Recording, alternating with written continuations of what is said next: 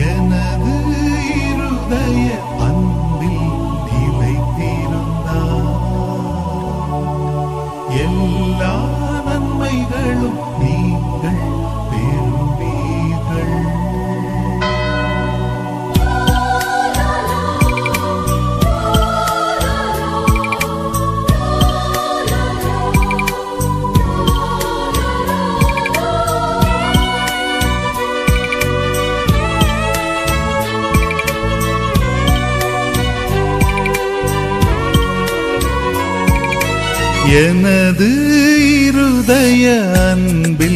நிலைத்திருந்தார் எல்லா நன்மைகளும் நீங்கள் பெறுவீர்கள். எனது இருதய அன்பில் நிலைத்திருந்தால் எல்லா நன்மைகளும் நீங்கள் பெறுவீர்கள். எனது இருதய அன்பில் நிலைத்திருந்தால் எல்லா நன்மைகளும் நீங்கள் பெறுவீர்கள்.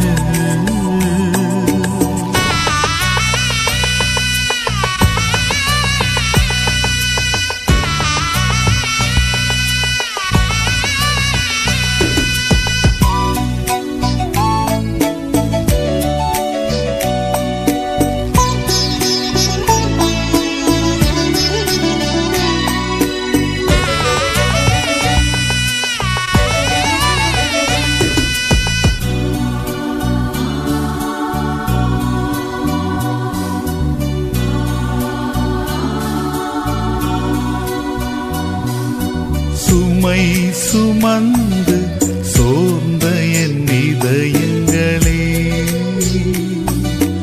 உங்களின் துயரம் எந்தன் தோள்களிலே. உங்களுக்காக நான் பிறந்தேன், சிலுவை மரத்தில் ரத்தம் சிந்தினேன், கல்வாரியில் பலியானேன். எனது இருதய அன்பில் நிலைத்திருந்தால் எல்லா நன்மைகளும் நீங்கள் பெறுவீர்கள்.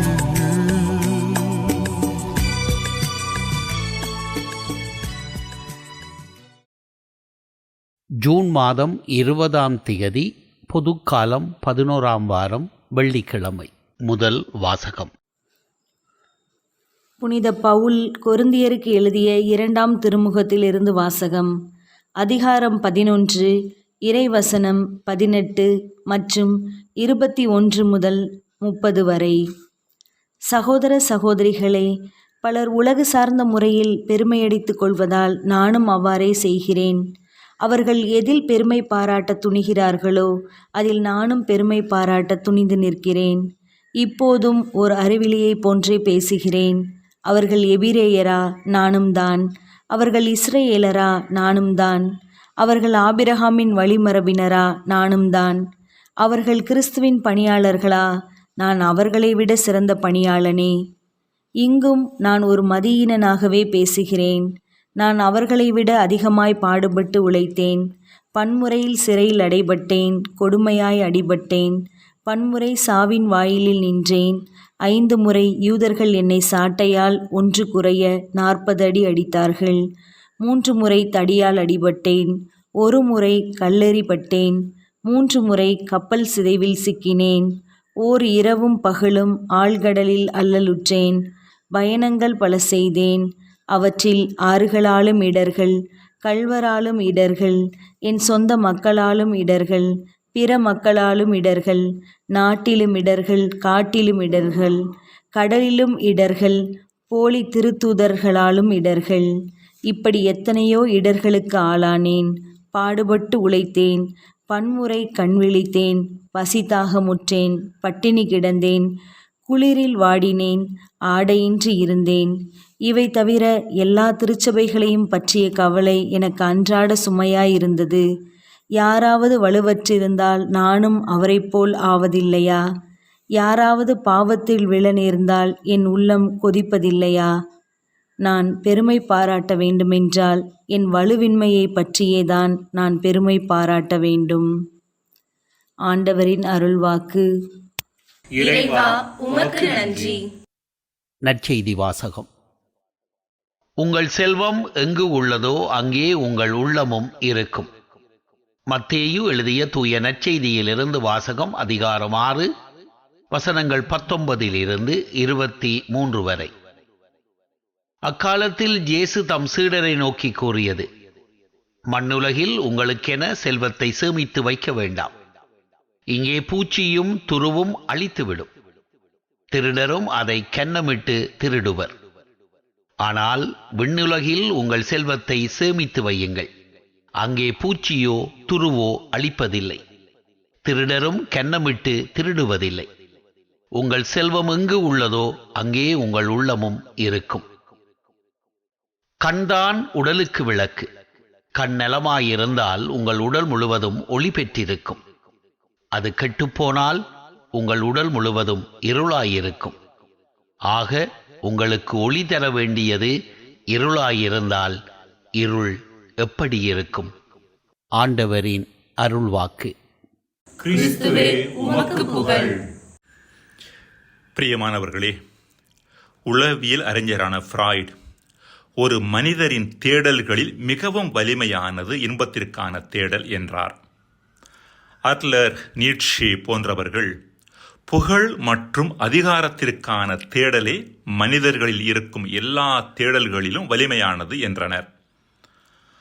ஆனால் விக்டர் பிராங்கல் என்பவர் வாழ்வின் அர்த்தத்திற்கான தேடலே மிகவும் வலிமையானது என்றார். எல்லா மனிதர்களது வாழ்விலும் தேடல் உள்ளது என்றாலும் எல்லோரும் ஒரே காரியத்தை தேடுவதில்லை என்பதையே மேற்கண்ட அறிஞர்களது கூற்றுக்கள் நமக்கு சுட்டிக்காட்டுகின்றன. அவரவரது மனமுதிர்ச்சி மற்றும் வாழ்வின் மட்டிலான பார்வை ஆகியவற்றிற்கு ஏற்ப அவர்கள் எதை மேலானது என்றும் முக்கியமானது என்றும் கருதுகிறார்களோ அவற்றையே தேடுகிறார்கள். இன்பத்தை முக்கியமானதாக கருதும் நபரில் மற்ற எல்லா வகை தேடல்களையும் விட இன்பத்திற்கான தேடல் வலிமையானதாக இருக்கிறது. வாழ்வின் அர்த்தத்தை முக்கியமானதாக கருதும் நபரில் அதற்கான தேடல் மிகவும் வலிமையானதாக இருக்கிறது. எனவேதான் இயேசு இன்றைய நற்செய்தியில் எத்தகைய செல்வத்தை தேட வேண்டும் என்று சொல்லிவிட்டு கண் பற்றி, அதாவது பார்வை பற்றி பேசுகிறார். இங்கு குறிப்பிடப்படும் கண் மற்றும் பார்வை ஆகியவை உடல் சார்ந்தவை அல்ல என்பதையும், அவை வாழ்வின் மட்டிலான நமது கண்ணோட்டம் மற்றும் பார்வை ஆகியவற்றை சுட்டி நிற்கின்றன என்பதையும் நாம் புரிந்து கொள்வது அவசியம். கண் நலமாக இருந்தால் உங்கள் உடல் முழுவதும் ஒளி பெற்றிருக்கும் என்ற வார்த்தைகளை வாழ்வின் மட்டிலான நமது பார்வையும் கண்ணோட்டமும் நலமாக இருந்தால் ஒட்டுமொத்த வாழ்வும் நலமானதாகவும் ஒளியூட்டப்பட்டதாகவும் இருக்கும் என்று நாம் புரிந்து கொள்ளலாம். குறுகிய பார்வை தவறானவற்றை தேடி வாழ்வை அழித்துக் கொள்வதற்கும், விசாலமான பார்வை சரியானவற்றை தேடி வாழ்வை நலமாக வைத்துக் கொள்வதற்கும் காரணமாக இருக்கின்றன.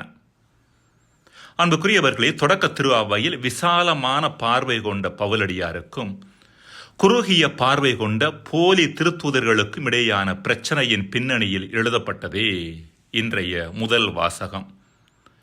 தமஸ்கு நகர் செல்லும் வழியில் கிறிஸ்துவால் ஆட்கொள்ளப்பட்ட புனித பவுல் தான் சென்ற இடமெல்லாம் யூத சட்டங்களை பின்பற்றுவதால் அல்ல, மாறாக கிறிஸ்துவின் மீது நம்பிக்கை கொள்வதாலேயே மீட்பு பெற முடியும் என்ற செய்தியை எடுத்துரைத்தார். இது அவரிடமிருந்த விசாலமான பார்வை.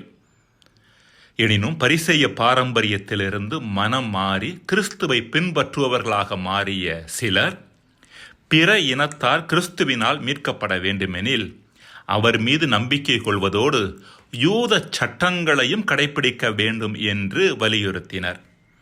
முக்கியமாக பவுலடியார் சென்று போதித்த பிற இன நகர்களில் இவர்களும் சென்று இச்செய்தியை போதித்தனர். இது பரிசேய கிறிஸ்தவர்களிடம் விளங்கிய குறுகிய பார்வை.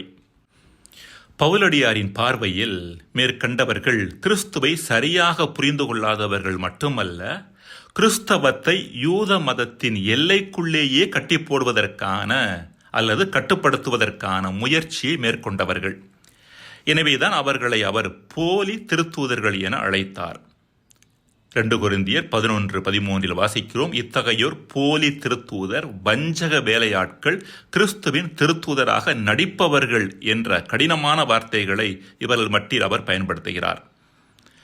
இங்கு பிரச்சனை என்னவென்றால், பல கொரிந்து நகர கிறிஸ்தவர்கள் பவுலடியார் தங்களுக்கு தந்த விசாலமான பார்வையை ஒதுக்கி தள்ளிவிட்டு போலி திருத்தூதர்களான பரிசேய கிறிஸ்தவர்கள் தந்த குறுகிய பார்வைக்கு தங்களை ஆட்படுத்திக் கொண்டனர். இத்தகைய பின்னணியில் மேற்கண்ட போலி திருத்தூதர்களோடு தன்னை ஒப்பிட்டதோடு கிறிஸ்துவின் பொருட்டு தான் அனுபவித்த துன்பங்களை பட்டியலிட்டு தான் அறிவிக்கின்ற செய்தியே சரியானது என்பதை நிலைநாட்டினார். இதுவே இன்றைய முதல் வாசகம். அன்புக்குரியவர்களே, நம் வாழ்வில் கூட இறைவார்த்தை வழியாக, திருப்பலி வழியாக நமக்கு விசாலமான சரியான பார்வை கொடுக்கப்பட்டாலும் அவற்றை நாம் எளிதில் ஒதுக்கி வைத்துவிட்டு சினிமா, விளம்பரம் போன்றவற்றில் வரும் குறுகிய தவறான பார்வையை எளிதில் நம்முடையதாக மாற்றிவிடுகின்றோம். பார்வை மாற்றம் வாழ்வு மாற்றத்திற்கு இட்டுச் செல்லும் என்பதை உணர்ந்து நம் பார்வைகளை விசாலமானதாகவும் சரியானதாகவும் தொடர்ந்து புதுப்பித்துக் கொள்ள இன்றைய நாளில் நாம் அழைக்கப்படுகின்றோம். மன்றாடுவோமாக. இறைவா, எம் பார்வைகளை சரிப்படுத்திக் கொள்வதன் வழியாக எம் தேடலையும், எம் தேடலை சரிப்படுத்திக் கொள்வதன் வழியாக எம் வாழ்வையும் சரிப்படுத்திக் கொள்ள வரம் தருவீராக. ஆமேன். தேடல் என்பதே வாழ்க்கைதான், தேடும் செல்வமே இயேசுதான். தேடல் என்பதே வாழ்க்கைதான், தேடும் செல்வமே இயேசுதான். தேடி தேடி அடையும் போது வாழ்க்கை இன்பமாகும். மனிதம் வளர்ப்பதும் மண்ணை காப்பதும் இறைவன்தான். மண்ணில் மனிதனாவதும் புனிதனாவதும் இறைவன் போட்டதொரு கோலம்தான். தேடல் என்பதே வாழ்க்கைதான், தேடும் செல்வமே இயேசுதான். தேடல் என்பதே வாழ்க்கைதான், தேடும் செல்வமே இயேசுதான்.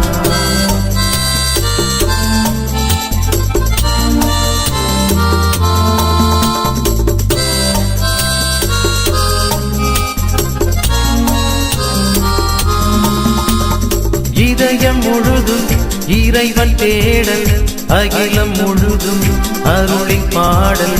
இதயம் முழுதும் இறைவன் தேடல், அகிலம் முழுதும் அருளின் பாடல். உயிரில் முனை நான் உயிரைக் கொண்டேன், விளையும் பயிரில் அழகை கண்டேன். உயிரில் முனை நான் உயிரைக் கொண்டேன், விளையும் பயிரில் அழகை கண்டேன். பேசும் கிளிகள் உனது தேடல், வீசும் காற்றில் உனது பாடல். கனவில் நினைத்து கலையில் வடித்து கருணை தேவன் அருகில் அடைக்கும் தேடல்.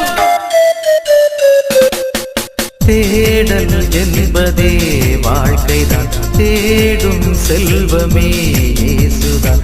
தேடல் என்பதே வாழ்க்கைதான், தேடும் செல்வமே இயேசுதான்.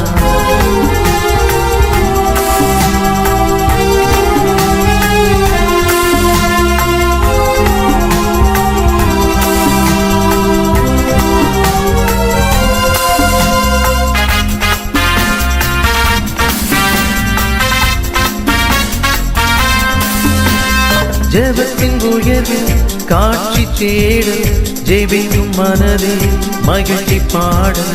ஜெபத்தின் உயர்வில் காட்சி தேடல், ஜெபிக்கும் மனதில் மகிழ்ச்சி பாடல். விடியும் பொழுதில் விடியல் காண்பேன், மலரும் இதழின் வாசம் நுகர்வேன். விடியும் பொழுதில் விடியல் காண்பேன், மலரும் இதழின் வாசம் நுகர்வேன். அசையும் கொடிகள் உனது தேடல், இசைக்கும் ஒலிகள் உனது பாடல். நினைவில் எழுதி நெஞ்சில் நிறுத்தி அன்பில் அழைத்து அருகில் அழைக்கும் தேடல். தேடல் என்பதே வாழ்க்கைதான், தேடும் செல்வமே இயேசுதான். தேடல் என்பதே வாழ்க்கைதான், தேடும் செல்வமே இயேசுதான். தேடி தேடி அடையும் போது வாழ்க்கை இன்பமாகும். மனிதம் வளர்ப்பதும் மண்ணை காப்பதும் இறைமைதான், மண்ணில் மனிதனாவதும் புனிதனாவதும் இறைவன் போட்டதொரு கோலம்தான். தேடல் என்பதே வாழ்க்கைதான், தேடும் செல்வமே இயேசுதான். தேடல் என்பதே